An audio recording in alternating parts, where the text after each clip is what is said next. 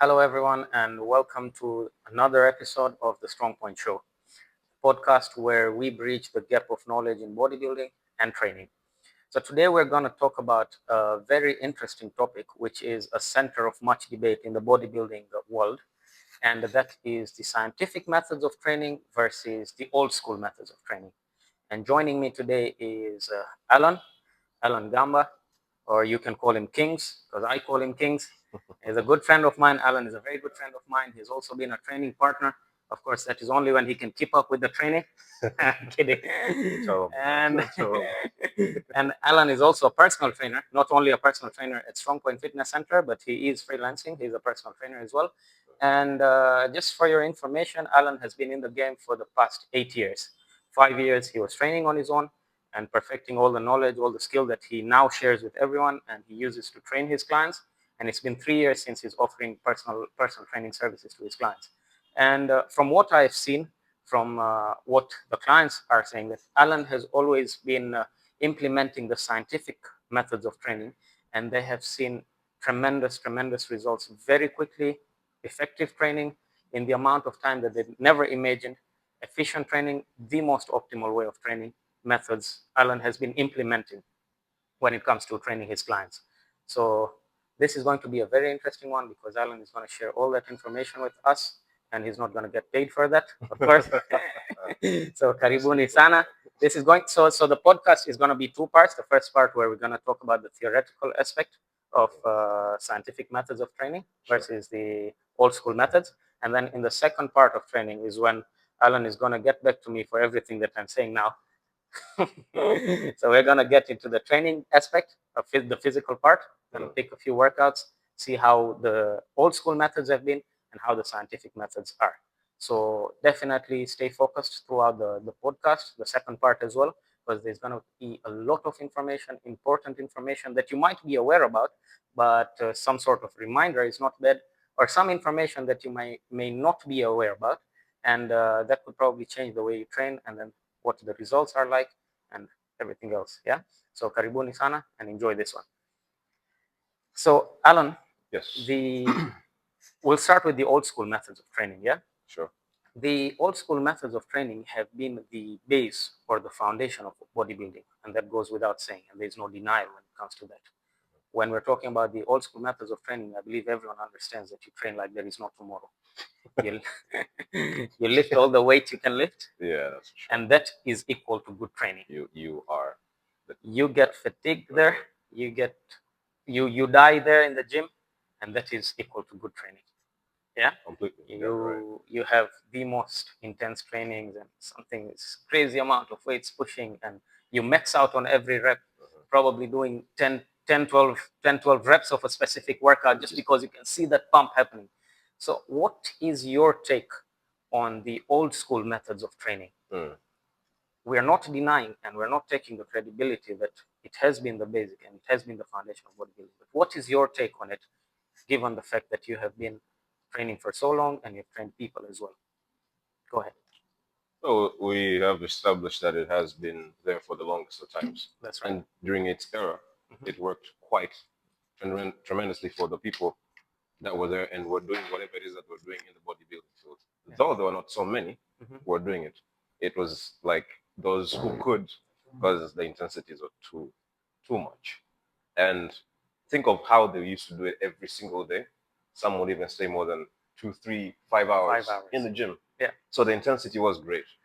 Right now, with the state of mind and and our lifestyle and how we're approaching fitness, it would have been a tough thing to do. We still have family, we have work to do. You have that's what I was coming to. Yeah, you have a lot of other things to do besides. I mean, fitness is important, but you have other things to take into consideration as well. But a pro out of the old school method for me was the discipline, the passion, and the thing, the drive. Right. This is something that today we lack, that they had. As much as there was everything else that was a factor that was enabling them to do and become the greatest during their time. But to date, you have to pull someone to come to the gym. You have to. Hey, do you have to call your clients? Yeah, you're on camera. Yeah. But you get what I mean, yeah? Of course. So that for me would have been a take home from the old, aside the intensities as well. You could implement some of it, but not extremely everything that they did. Right. Yeah. I think that is where the technique is coming and the No. rest is coming. Yeah, exactly. Yeah. Yeah. Okay. So when we're talking about technique and the rest, what would you say has changed people's perspective? What has been the reason why people have shifted from those training methods to what they're doing now? Mind you, we are still not getting to the scientific based aspects. It's just a shift that has happened. What would be the cause of that change? Well, like we said, the people I mean, train. sorry to interrupt. It's not that the passion has changed or the passion has reduced. People are passionate about bodybuilding. Everyone wants to look good. Everyone wants to look jacked. Everyone wants a big bicep. Yeah, and that is why we had our first podcast to do with biceps. But Oh, smart. what would you say is the reason Mm. as to why people's technique has changed or their approach to bodybuilding has changed in general? You see the amount of people relying on supplements and everything. A lot of things have changed. So from your take, from your understanding, because you have encountered a lot of clients, what do you think has caused that shift of perspective in people's minds? I think lifestyle by itself is a big take. Right now, we don't have time for most of this thing. Back day bodybuilders, that was the thing. This is what I do for a living. I'm going to spend 5 hours in the gym. I'm going to, Yeah. not everyone can do that. Yeah, You got work from 8 to, unless you're a business owner, and even then, it's even worse. it's even worse. Yeah. I mean, it's good. Yeah. But Yeah. And then right now, also, we want shortcuts. Okay. There's that aspect of it as well. So we know that this is how we train, but what will be the most effective way to do this within a short period of time and get there? And the social media era where we gotta flex now that we're already here, we did in this period of time. That is also an aspect of things. So we look for the quickest way, quickest fix to get to where we want to get. That's why, yeah, it's different from then. People used to drive themselves to go and spend hours. Not saying spending hours in the gym is a good approach, you know. So to me, those are the major factors. Yeah.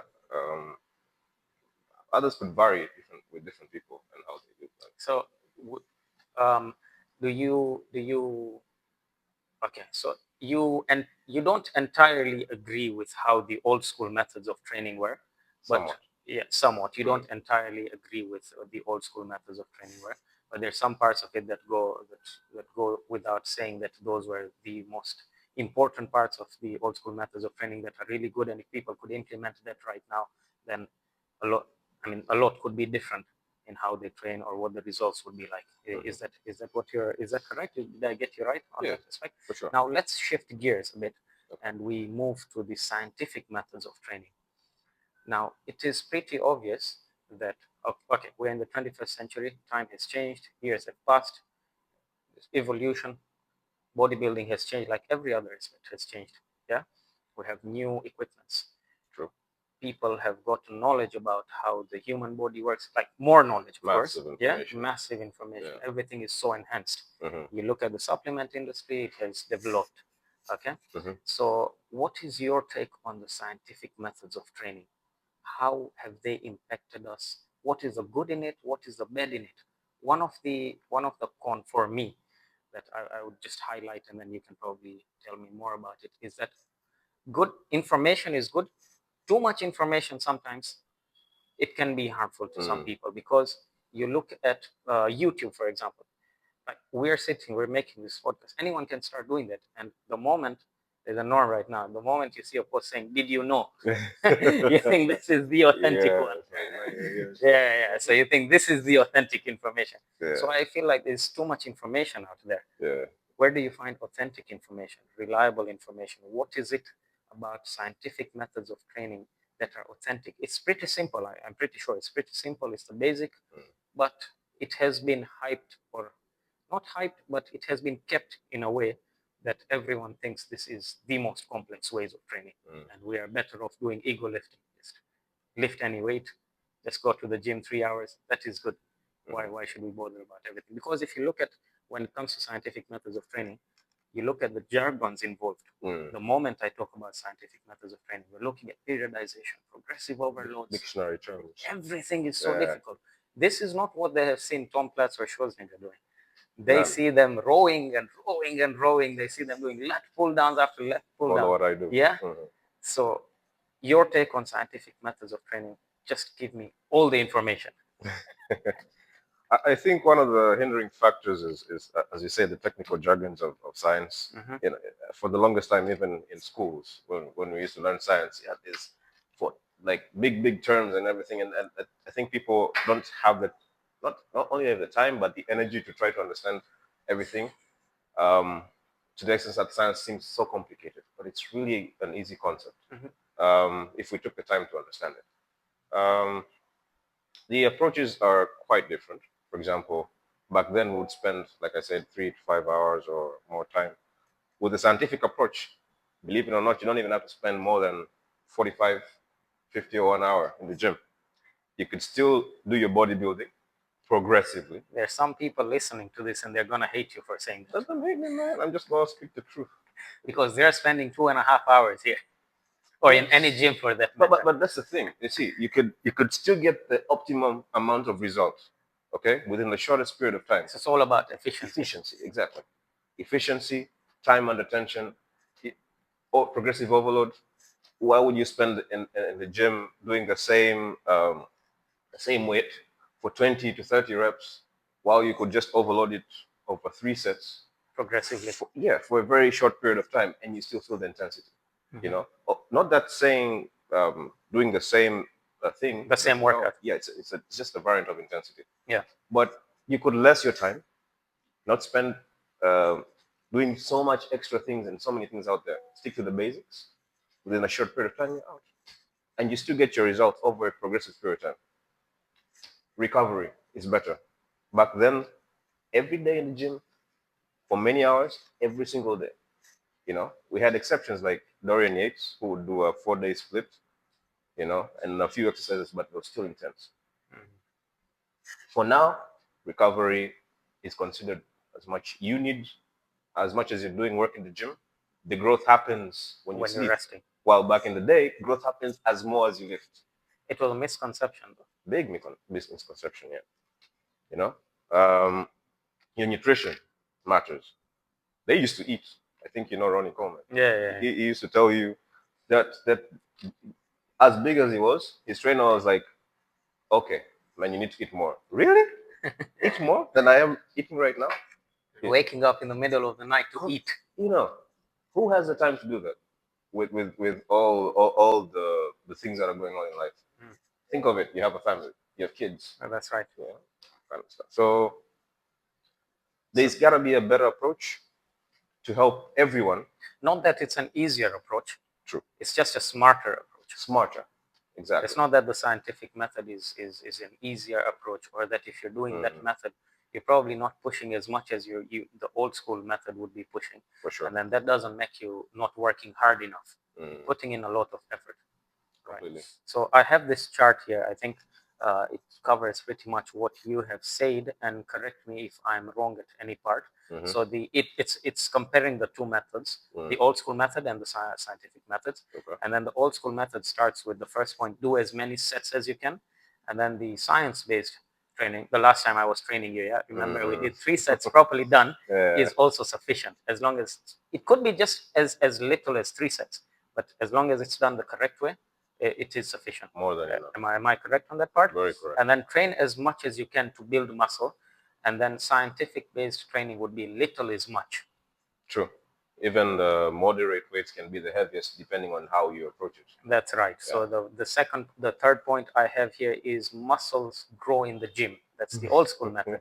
So muscles are growing during rest. Very true. Because completely. I think that is a very simple explanation. Because when you're working out, you're actually tearing the muscle. It's just the pump that is making the muscle look good because there's enough blood flow. The muscle is actually repairing. The tear is repairing when you're resting, and that's when the bicep or anything is getting bigger.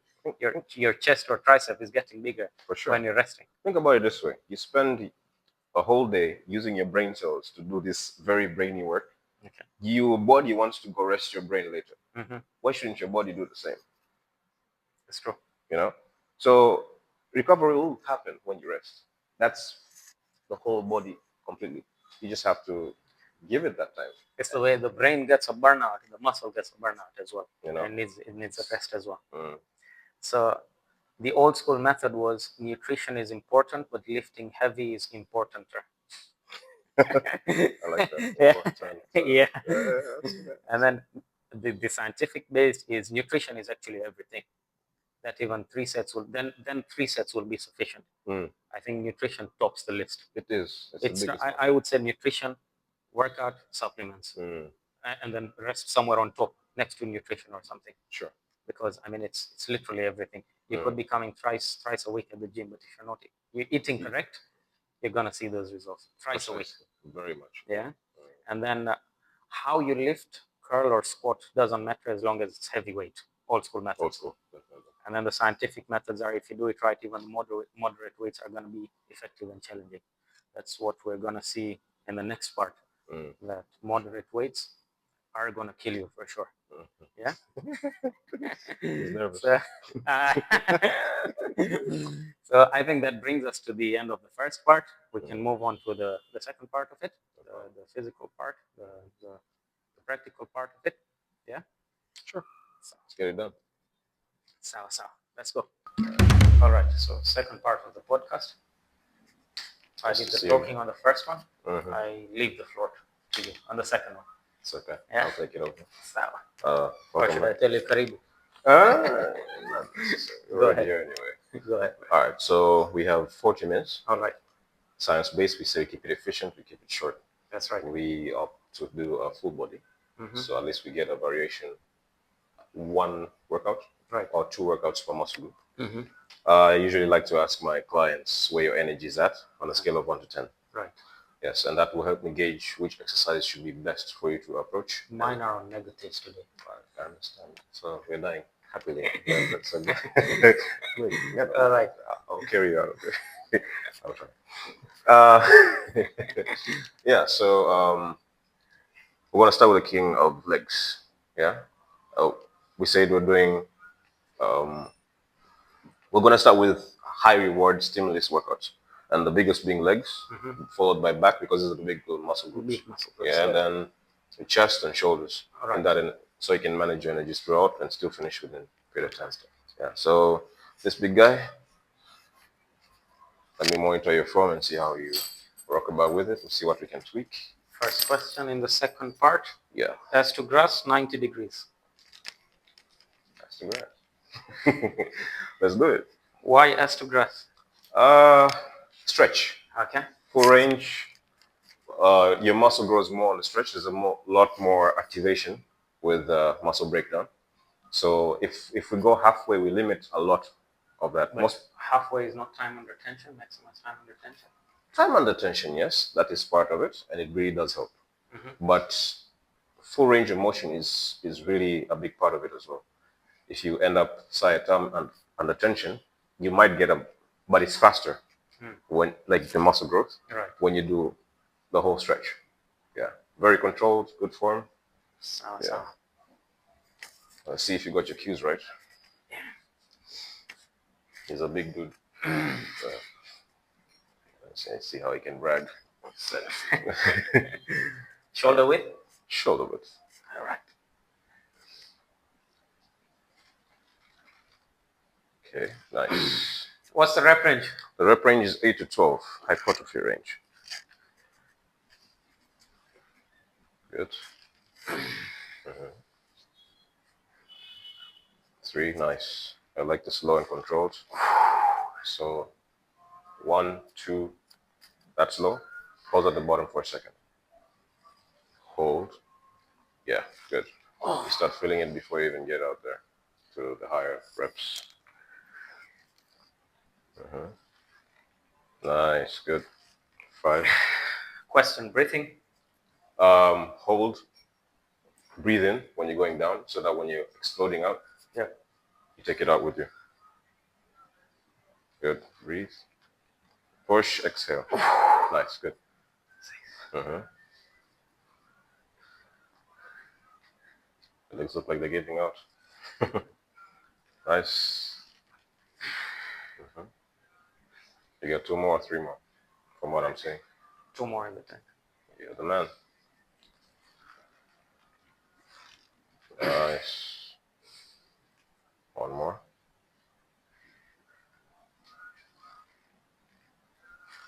Good. Look it up.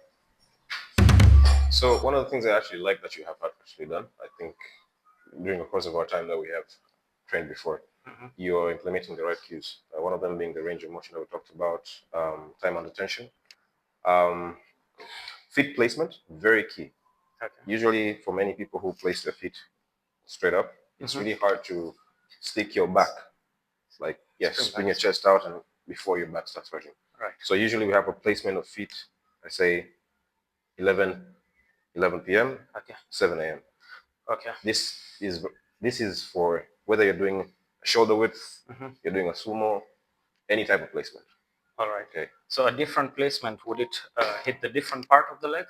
I see the more you keep it on the outer side, you get this part of the leg muscle, and then more on this side would hit a lot on the quads. So would that matter much? Yes. So if you're going way closer, you get the outer side of the quads. Okay. And if you go wider, you get the inner part of the quads. Okay. Although for me, my advice would be if you're doing the inner, to get the outer.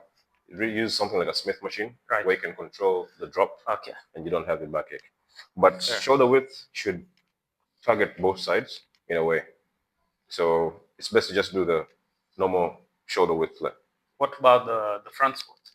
What part would that hit, and how effective would that be? Still around the same areas. Yeah. Still on the same range? Yeah. It's just a different variation of foot movement. So. Yeah. Let's go. Knocking it up. It's a partnership, so I gotta do what I gotta do too. You know what I'm saying? He's so happy to kill me. I will not disappoint. All right.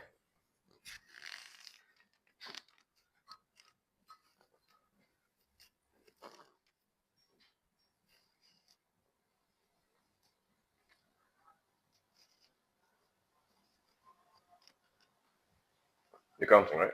Yep, to the. So that's good range of motion, Alan. That's how you do it. That's how I do it. Oh, you want to go slow? I can do it slow. Let's go. I'm messing with you. So that you like it. And then squeeze. Oh yeah, one other cue that I forgot to mention. Right. When you're going down, okay, most people, especially when you've loaded more, when you're coming back up, you tend to lean forward. Not even lean forward, but to use your back more than your legs to push. So what I like to say is, think of it as you're pushing the ground with your legs, like how you push a leg press machine. Yeah. Yes. So your legs are the ones that are activated in the press. Right. Yeah, but when you start using your back, you start leaning forward. And then it's the lower back working instead of the quads. There's so many things that can go wrong with your back. And you say, these things about wearing belts, it's not a bad thing, but it was a common thing back in old school training, so that they can avoid the injuries. Yes, but if you train right, you wouldn't have to go through those challenges. I think you have one more. One more? All right.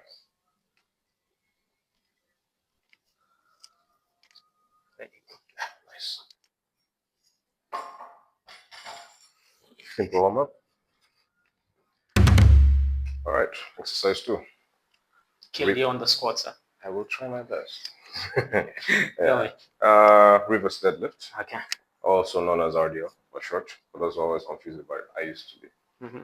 So we're working the hamstrings. We did the quads. Now going to get the hamstrings. Right. All right. Technique. So I want you to imagine you're standing, but your chest is high. Okay. Confidence. Man. All right. Yeah. Weird. Go ahead. All right. So chest up. Okay. Now I want you to imagine like you're hinging backwards, but with your chest still up. Okay. So it's more like here, but your legs are straight. So you remember those exercises like at the beach, and then the coach is like, take your hands, touch your toes, keep your legs straight. Yeah. Feel everything in. Similar thing. But the knee is bending a bit. So that's variant. Okay. So 2 approaches to it is, if you also want the glute work, involved, which is what most ladies would do. Yeah. Or even bodybuilders, because they have to fix the glutes. Right. You would get to this point while your chest is up as you're hinging, and then you bend your knees a little. Okay. So as you're doing that, the tension moves here all the way back. But then if you really want maximum focus on your hamstring, you keep it straight. But unlike when you bend your knees, most likely you might be able to then get all if the you're way. keeping your knees straight throughout, isn't the joint taking a beating? No. No? No. Remember the form, strict form avoids all the injuries. Yeah. And then another thing, when you're doing the straight leg without the bend of the knees, you don't have to go all the way down. Because by the moment you get right here, right, the stretch is completely there. You can already So somewhere right after the knee, it's done. So it really depends on what you want. Okay. Is it hamstrings and glutes or just hamstrings? And what would be ideal? Or is it subjective, dumbbells or barbells, when it comes to RDLs? I think you can have them if because science-based we say at least do the muscle group twice a week. So you can say once at the beginning of the week, let me do the hard stuff, the barbells and everything. You load it up as usual, progressive overload. But then when you come to repeat it again, you do it maybe with the dumbbell version, a different variant. So let me go for this one. Yeah. Let's see. Dumbbells at the front, yeah. At the front, chest up. Nice. Good. Now, what I want you to do is as you're going down, slow it down. Yes, then you come up, shit. Yeah. 2, 3. It might look as boring as it is when it's slow, but it's really crazy impactful. 4. I'm trying to think of the happy place, but just no, 5. Try at all times to keep the dumbbell forward. Okay. And the rep range is the same? Hypertrophy? 8 to 12. 6. Perform with the chest. Yeah. 7. Good. I like it. Uh-huh. 8. Show me your gym face. 9. Good. The voices are starting to change. That's the point. The time. It's cool. Not bad. Better. Your turn. All right. So now to the 2 forms or variations. We said one does the hamstring and the glutes. That's the first one. That's the first one where you bend your knees. So that will look like chest up. We're going down, we're going to hinge our waist backwards. So like I'm sitting backwards, you can even go all the way down with it. Right. But my chest is still up. Go back up. The second one, chest is up. I'm not going to bend my legs. My knees straight. So that hits the hamstrings alone, but you don't even have to go all the way down. You can feel it. You can feel it. Yeah. I can tell. If you can feel it. You can see my face,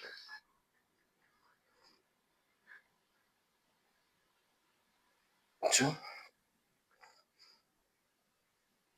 30s won't kill you, they will make you stronger. They are called 30s for a reason.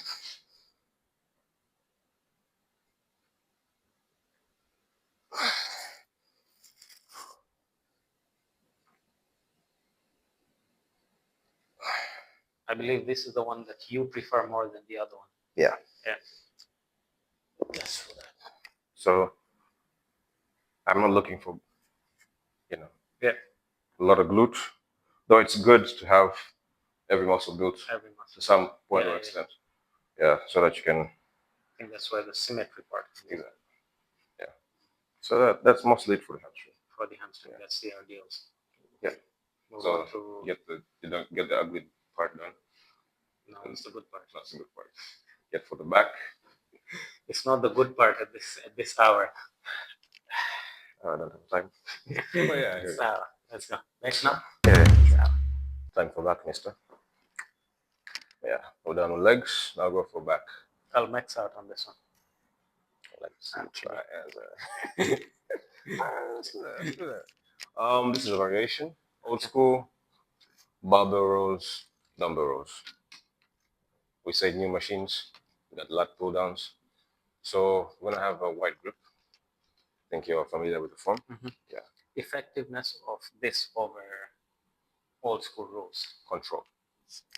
Okay. Control, effective on the stretch, doesn't hurt your lower back because there's a lot of hinging with the rolls and everything. Depends on how you do it. There's different new ways every single day. But this is one of those where you don't have to do a lot of things. Just sit there and just sit and pull as heavy as you can. Progressive overload, control. pull with your lats. Pretty much. Yeah. So that is good. This is start. The other man. Same rep range. Same rep range. Right. Nice. Sure. So I want you to move back a bit. I want you to lean back. Yeah. All the way up to your chest. Then when you're coming, yes, exactly. So, good. Very good. You can see these activated. When you're squeezing in that part of the back. Okay, good, good. That's 4. Yeah. All right. 5. Good. 6. Strict control all the time. Breathe in when going down. Exhale slowly when going out. Yes. Breathing is key. 8. You got 2 more. 9.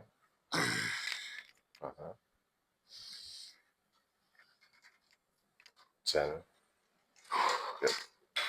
Now, if you notice at this point, somehow your forearms and your biceps started taking over in a way. Yeah. So that notion where people are like, how am I doing this movement? Right. And I'm feeling these certain muscles. It's called a compound movement for a reason. When you're doing your legs, sometimes you start feeling your calves. Yeah. When you're doing your back, sometimes you start feeling your forearms. I feel the reverse hits the bicep even more. Even more. Than the neutral grip. It's like a reverse pull-up. Yeah. But just seated, basically. Yeah. Okay. It's my turn. Your turn. My turn. I'm just gonna show off a bit. Max it out. Go ahead. This. All right. Again, this is not about ego. So if you this know, is not about ego. No, it's not. It's just that I can handle that. So you should pick a weight that you can handle and be able to control it. If it's too much, come on, man, lower it. Yeah. Yeah. There's no point. You won't feel a thing. You just be wasting your time. Efficiency. Good gains. Yep. Right. And what number of sets would be ideal for something like this? So it depends. If you're doing strength, yeah, I'd say 3 to 6 is a good range. Depending. 3 to 6 sets. I'd even go 3 to 8. 3 to 8 sets. For me, that's my opinion, because I'd like to gauge strength in the sense that I also want to gain muscle in that sense. But if your focus is just strength all the way, 3 to 6 is good. Okay. If you're going for hypertrophy, 8 to 12, the usual. That's the rep range you're talking about. Yeah. So how many sets would be? Oh, okay. So it depends. If you're starting out, 3 is more than enough. 3 is more than enough. If you're but every rep has to be controlled. The first and the last rep should be the same. Exactly. Okay. Has to be controlled. Nice.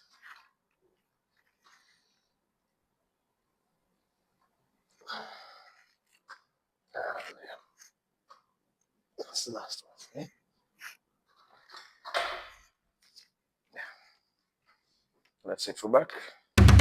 Chest it is. Chest it is. So we're gonna do a fly. Okay. This is one of those new school inventions. Back in the day, you take 2 dumbbells, you stretch it out, you bring it back. So this is like the chilled, seated version of it. Good for beginners as well, and anyone along the range, as long as the weight is heavy enough to carry them, like where we are right now. So, I'm gonna have you sit. Is this fine? Yeah. Further back, of course, you don't have to go all the way back, but So I keep it at 5 for here. All right. Yeah. Good. I want you to like that, and then bring your legs forward. Yeah. And extend all the way back. Yeah. And like Wolverine in the movie, just the seated version. It's like.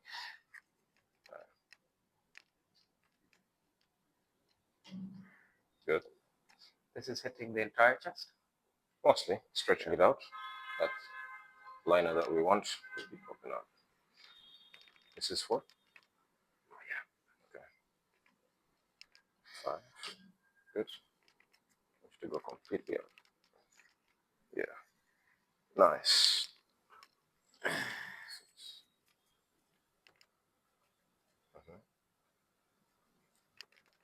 7. Everything is going to start shaking in a bit.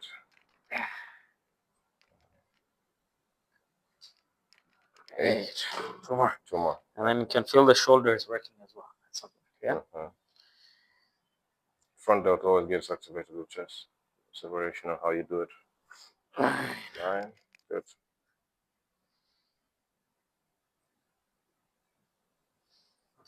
And 10. Good. Slowly back at the very end. Yes. Good. At the very end, always slow down. Don't just leave it. And yeah, it's just like slow it as if another one, but just to pull that last stretch, especially on the failure part. Yeah. So you can feel more stimulation. Your turn. I'll load it up. All the way down there. This is nothing to. I'm not bragging, but I'll do my thing. Go ahead. They can't see the weight. Yeah. They can see the. They can't see the weight. Yeah. Bummer. I racked the whole weight, so just putting it out there. Yeah. Chest is up. It's forward.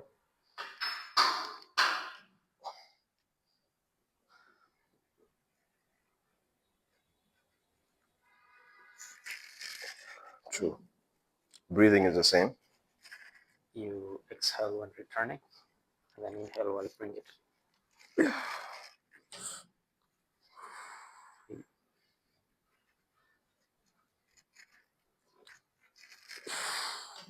4.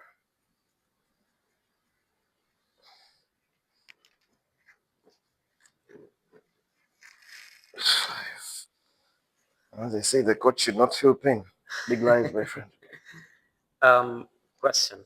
Yes. If this is the pace of every rep in every set, what would be the estimated time of working out in this method? When you're doing the set itself? The entire workout. So say I was doing push-pull legs. Ideally, how long would I take? If this is the pace of every rep in every set. For the entire workout? For the entire workout. Based on your experience. It depends. Let me just finish one more.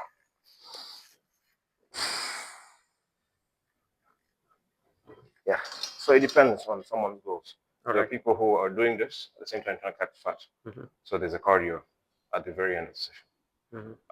So I'd say, yeah. Yeah, go ahead. Yeah. So I'd say roughly 45.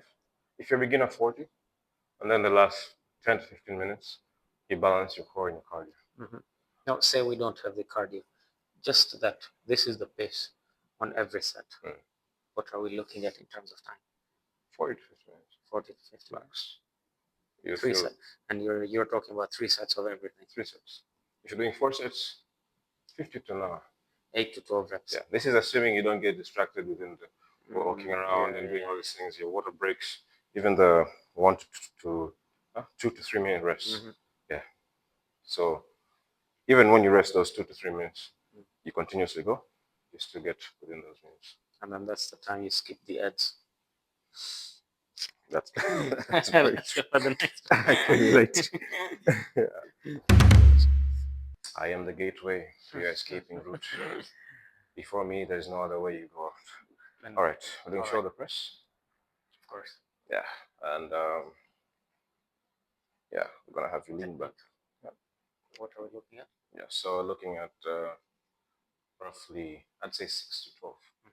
Yeah, because we're going a bit heavy. So we want a bit of strength, but a bit of hypertrophy into it. So I'm gauging it probably land between 6 and 10. Okay. Yeah. And speak the weight that you normally can get the work in.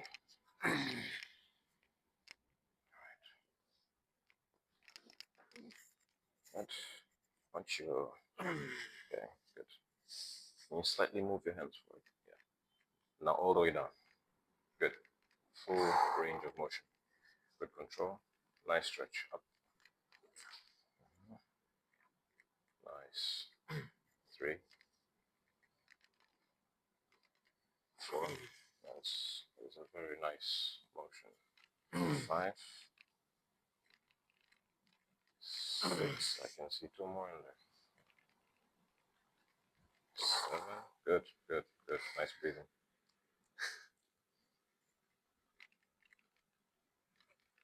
8. Do you have 2 more? 6. 9. Nice, good. Pushing past the limit. Good. Yeah, slowly back. You see, a normal person would probably end at 8. And then there's that little extra, which is the growth point up to failure. Yeah, that is very good. And keep that up, you're already massive. So You'll try. yeah. You'll get there someday. Wow. Wow. It's cool, man.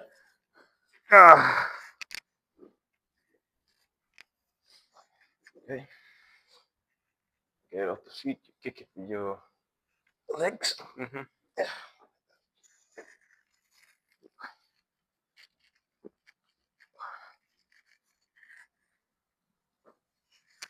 One, 2, good. 3. Old school would be screaming like, wait, you know. And then it comes halfway here. And it goes back. Oh, that is very true. Try not to laugh when you're doing it, guys.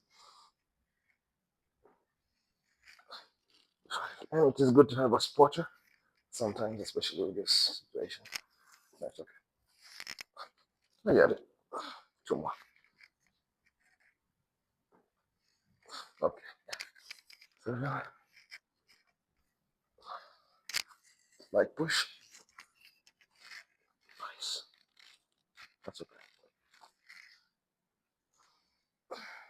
What did I tell you? You'll get there someday. I agree, sir. I agree. Let's do that too. Yeah, that's a good one. Next one. Next one, now we got triceps and biceps. Next on the menu. Hammer curls. I love this because they get both the biceps and the forearms in its own way. Yeah, so let's get to it. Alternating? Yep. All right, you go left, I go right. Right. 1, 2, slowly down. Good. 3, 3, 4 range of motion. 4, 4,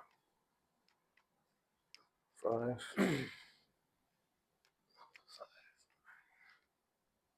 6.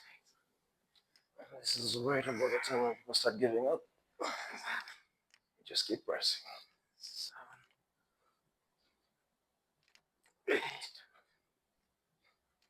8. You got 2 more? Yeah.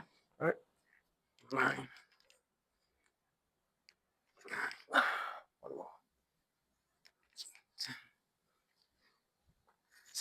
Is that it? 1 more? Is that it? You can go too.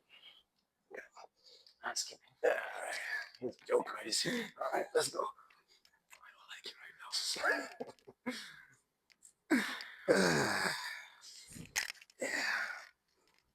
Yeah. Now that's it.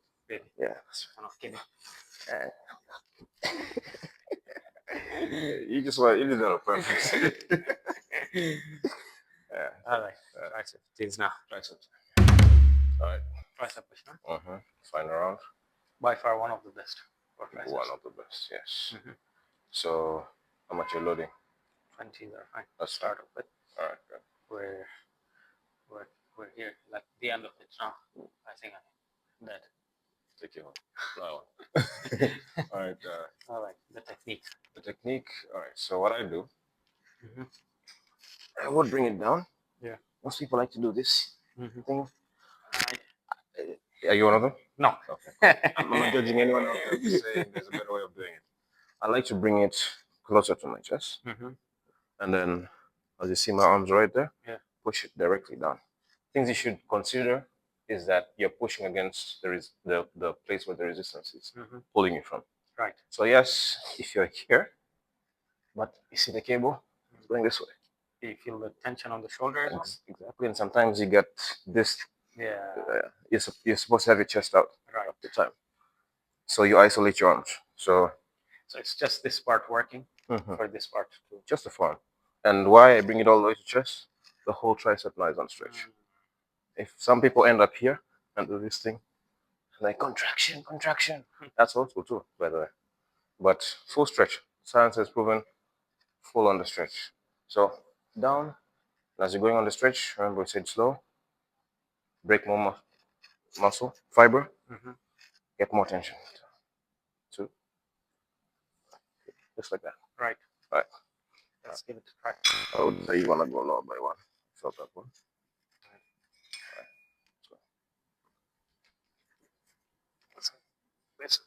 You can put one leg forward if you want. Nice. Okay. One. Two. Three. Slow and control. Four. No pressure. Till you get to like 8. 5. 6. All the way up. Just 7. 8. 9. 10. 1. No posing in this at the bottom or anything. No. Just go. Push slowly back. 4. And 5. Good. So there's small muscles. You can take them as 8 to 15. If you feel the tension is not as much, you load it up. Rather than going mini weights, 30 reps, you're wasting a lot of time. You can just, basically. Your turn. My turn. You did 15? This guy. Oh, good guy. All right.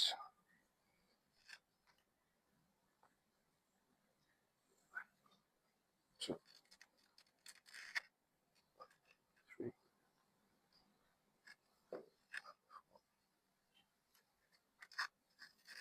It's like music into the ears, but the brain is out of place. And that's life. This is killing you? Nice one. We have some work to do. Nicely said. Nicely said. That's 10. 5 more, right? Yeah. If you think you beat the world record right now. 2. 3. 4.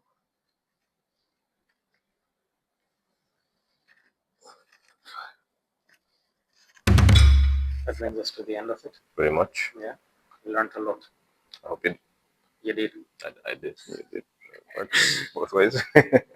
Nice. So definitely don't forget to like, share, subscribe. Do follow Vitality Fitness 279. Reach out to myself on Strong Point Fitness Center or Strong Point TZ. Reach out to Alan. You can find it here at Strong Point Fitness Center. Reach out to him on Instagram. The handle will be on the caption. And yeah, get in touch. Whatever. Any questions, any feedbacks, anything it is, bring it on. Anytime, any day. Everybody. Hope you enjoyed that.